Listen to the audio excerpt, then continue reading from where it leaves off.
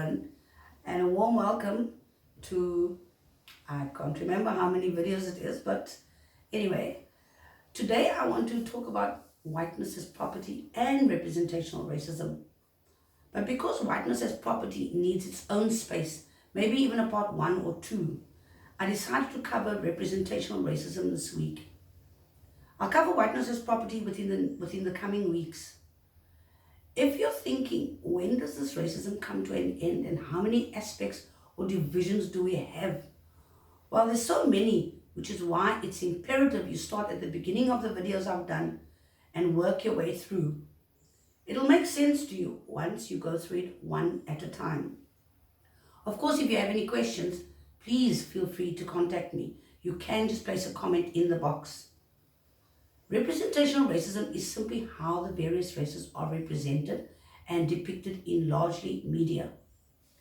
Following on from last week's discursive racism, which is about words, representational racism is about images.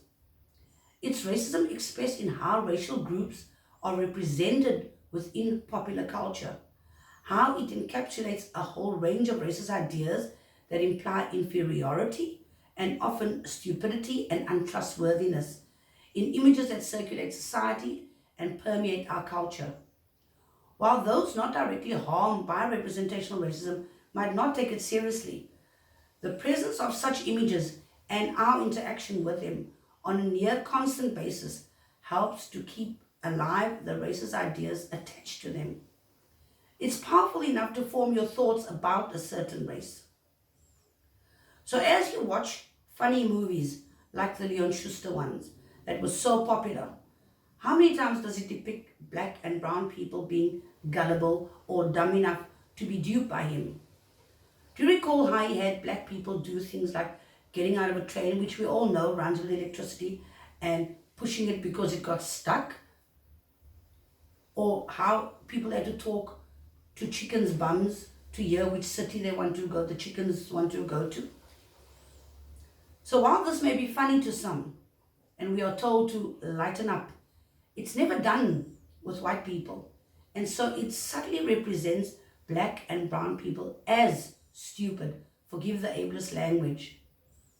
Also, think about how often you have watched a movie that depicts a big black man as the bad guy, or the black woman as a loudmouth person ready to fight and always ready to have sex as if they walk around constantly turned on.